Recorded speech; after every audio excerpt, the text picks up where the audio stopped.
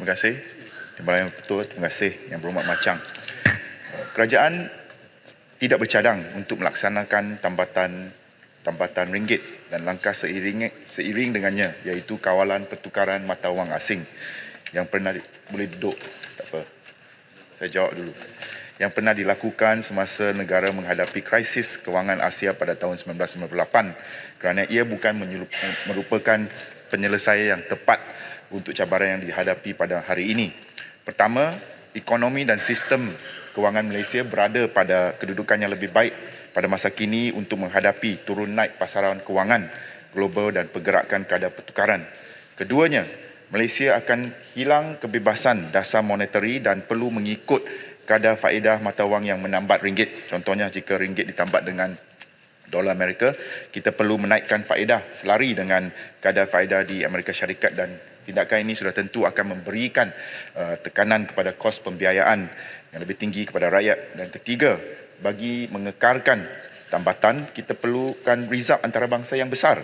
Jika tidak, kita terpaksa memperkenalkan kembali langkah kawalan modal untuk mencegah dan mengatasi tekanan spekulatif terhadap ringgit. Dan sekiranya langkah kawalan modal ini diperkenalkan sekarang, kesan negatifnya terhadap keyakinan pelabur akan melibatkan kos yang sangat tinggi dan boleh menjejaskan aliran modal kerana Malaysia mempunyai pasaran modal yang jauh lebih besar pada hari ini berbanding 1998. Oleh yang demikian, sebagai bank pusat yang bertanggungjawab terhadap kestabilan pasaran kewangan dan mata wang, BNN ataupun Bank Negara Malaysia akan memastikan pelarasan ringgit berada dalam keadaan yang teratur supaya tidak volatile dengan izin bagi menangani risiko daripada pergerakan mendadak nilai pertukaran ringgit berbanding dolar Amerika. Kerajaan melalui BNN akan terus menguruskan risiko daripada perkembangan domestik dan luaran serta bersedia untuk menggunakan instrumen dasar operasinya bagi memastikan keadaan pasaran yang lebih teratur. Sekian, terima kasih. Machang. Terima kasih Yang Berhormat Timbalan Menteri. Yang Berhormat Larut dan Putrajaya ada mencadangkan dalam perbahasan belanjawan baru ini antara low hanging fruits, izin untuk kita memperkukuhkan mata wang ringgit adalah dengan menggalakkan lebih ramai pelancong asing masuk, ya, supaya kita dapat dollar earning dan juga ringgit dibeli oleh pelancong asing ini. Jadi itu cadangan yang harap Kementerian dapat pertimbangkan daripada kami.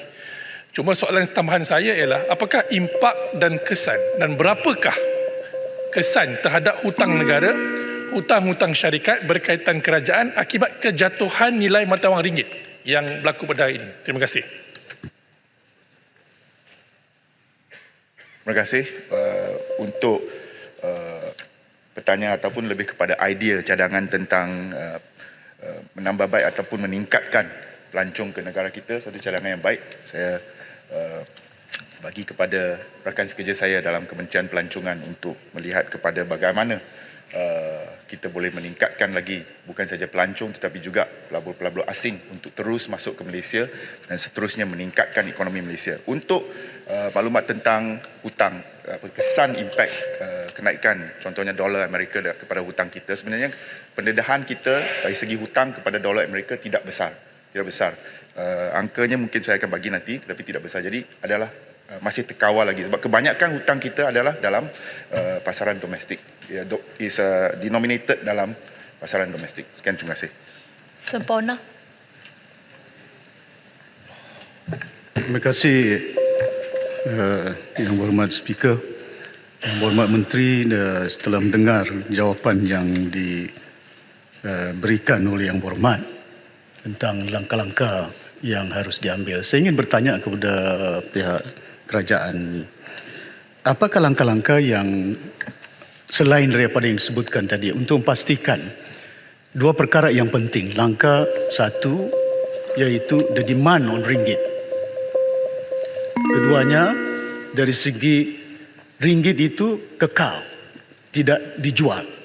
Ya, kalau kita melihat dari segi pasaran market contohnya, berapa bilion beberapa bulan yang lalu keluar daripada pasaran KLS bursa saham Kuala Lumpur yang ada. Bahkan juga kalau kita melihat dari segi jawapan Yang Berhormat malam semalam, iaitu Tambun yang menyatakan bahawa trading 10% menurun. Dan ini yang kita nakkan. Satu, demand. Satu, ensure the ringgit will be maintained.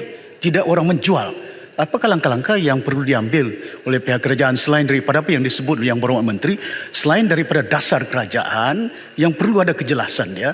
Keduanya selain daripada keadaan kestabilan politik yang begitu tidak begitu jelas. Saya ingin bertanya kepada Yang Berhormat, apakah langkah-langkah untuk pastikan satu demand, yang kedua pastikan ringgit tidak dijual.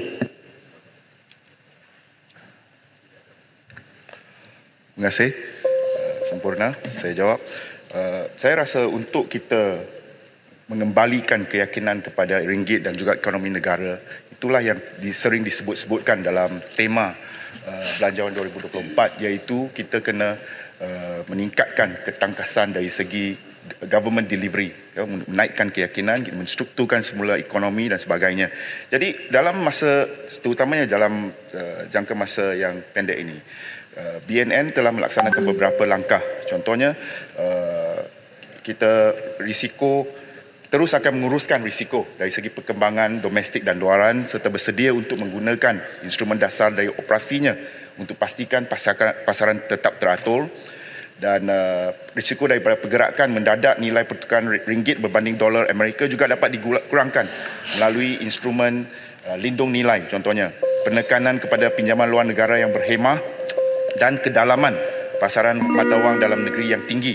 Semua faktor ini dijangka dapat memastikan keperluan perniagaan dipenuhi dengan berkesan, manakala kos dan keperluan mata wang asing diuruskan dengan cekap. Untuk makluman, dalam keadaan pasaran kewangan global yang tidak menentu, kadar pertukaran ringgit yang fleksibel sebenarnya memainkan peranan yang penting sebagai shock absorber ataupun penyerap kejutan luar di samping mengurangkan impak terhadap aktiviti ekonomi domestik. Dan untuk jangka masa panjang, nilai ringgit boleh dikukuhkan melalui pelaksanaan polisi ataupun dasar struktur yang berupaya meningkatkan pertumbuhan ekonomi dan daya saing negara seperti yang saya katakan tadi. Antara contohnya ialah kita usaha kerajaan mentransformasi ekonomi negara dipandu oleh kerangka ekonomi madani menerusi pelan seperti NETR, NIMP, kajian separuh penggar, RMK 12 dan sebagainya. Dan selain itu, pelaksanaan dasar pelaburan baru ataupun New Investment Policy dengan izin NIP untuk menambah baik iklim pelaburan dan produktiviti negara. Tadi saya sebut meningkatkan ketangkasan dari segi government delivery, perkhidmatan kerajaan serta komitmen kerajaan terhadap pengukuhan kemampanan fiskal menerusi pembentangan Akta Kewangan Awam dan Tanggungjawab Fiskal FRA yang kita baru luluskan, dijangka akan memberikan kesan kepada meningkatkan keyakinan para pelabur terhadap ekonomi Malaysia dan secara tidak langsung dan secara langsung akan mengukuhkan nilai mata wang kita. Sekian, terima kasih.